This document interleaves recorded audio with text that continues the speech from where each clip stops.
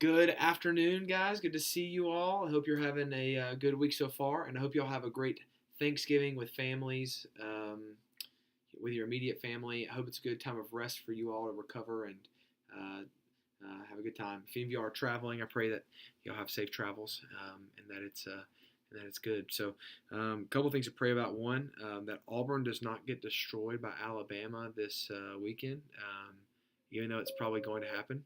And hey, Casey. Casey definitely just called me on the phone, so that's what that was. So just to distract me, but yeah. So, anyways, hey, real quick, I'm just going to give you a couple updates on the lesson. This is a good man. This is such a good lesson this week on Joseph being at Potiphar's house and also Joseph being in prison. And what we see throughout the story over and over again is a phrase that's repeated multiple times is the Lord was with Joseph. The Lord was with Joseph. Now, here's why I think this is important. The Lord being with Joseph isn't just about God blessing him, but it also is talking about Joseph's faithfulness as well. So the Lord being with Joseph doesn't make as big of a difference if it wasn't that Joseph actually believed the Lord was with him as well. So he is living it out. Joseph had every opportunity to become bitter, to be angry, to not understand why in the world God would be doing what he's doing. He could have just said, "Forget this, I'm done," and been angry, but that's not what he does. We see that he trusts in who God is, that he looks and sees how God had been faithful to his grandfather Abraham and to his father Isaac. And he says, I know that God has great things for me. I know that God has plans for me. I know that he has good things in store. We see this even at the very end of his story where he tells his brothers what Satan meant for evil, God meant for good. He believed that. He believed that. And that's what kept him from, I believe, from sleeping with Potiphar's wife in this first story. I mean, think if you're angry, you're bitter at God for all this, and you've been put in this position, and now the wife of the household's come to you and ask for this. It'd be hard for most people to turn that away and say, no, look, it seems like everything else has gone wrong. Now this is something that's going good for me. But he doesn't do that. He doesn't only say, how can I sin against Potiphar? But he says, how can I sin against my God and do this? What I love to see right here is the integrity of Joseph.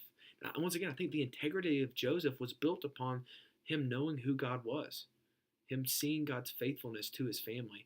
And that's what his integrity was built on. Maybe a good question we could ask our students is this, is if you knew that you could get away with something and no one would ever know, would you do it?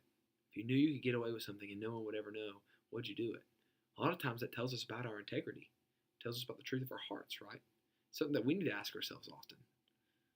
Are we being good because we feel like we have to, or are we being good because we know that God is for us, and being good always is better off than getting what we want? I think it's good. So I think there's some really great questions in the first plan and the teaching plan for us to look at.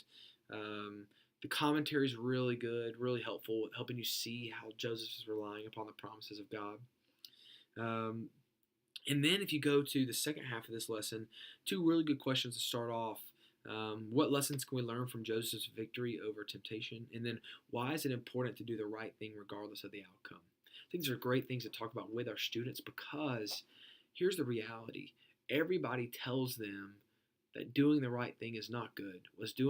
What is the right thing is to follow your heart. Well, sometimes we know that our hearts are deceitful and wicked, right? No good comes from us. So if that's so, then maybe sometimes following our heart is not a good thing. So how do we teach our students to understand what it means to do the right thing? Okay, so then we learn about him. So Potiphar throws Joseph into prison. So he's been thrown into a pit. Then he's been sold into slavery. He's been falsely accused of adultery, and now he's thrown into prison. And in this time, I can only imagine what he's going through. But in this, God continues to stay faithful to him. Joseph continues to stay close to God, and we see him interpret some dreams for a baker and a cupbearer. But then we see the cupbearer forget about Joseph when he gets out of prison and just goes on about his life. And we see 2 years later when the Pharaoh starts having dreams, then finally the cupbearer realizes that Joseph is who he said. He remembers about Joseph. So Joseph comes to the Pharaoh, and this paragraph under here when it talks about reading chapter 41 is really good. He's asking, the Pharaoh's asking Joseph if he can interpret the dream. And Joseph says this, that he said he's not able to. Now, in this moment, you're thinking, Joseph, you just interpreted these dreams for the other guys. What are you doing? This is probably not the great time to hold a grudge. But this is what he says. Then Joseph clarifies, I cannot, but God can. It says Joseph's response provides insight into how he handled the disappointment of the 2 previous years and being forgotten by the cupbearer. Joseph continued to recognize God's presence and power in his life. See, the cupbearer had forgotten Joseph, but God had not forgotten him. Once again, man, this continual look into Joseph's life shows us the greater plan of what God is doing. That the Lord is with Joseph, and that Joseph is trusting God.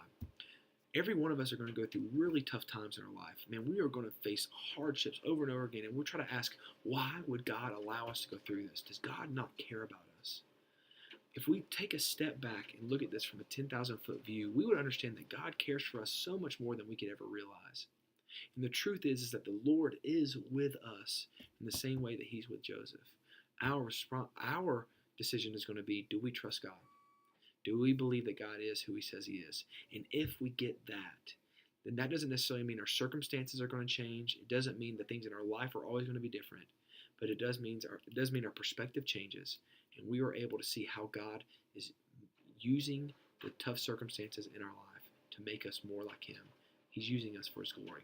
So hopefully hope that helps you guys as you teach this to students this week. Hope it can be beneficial for y'all. This is a great lesson.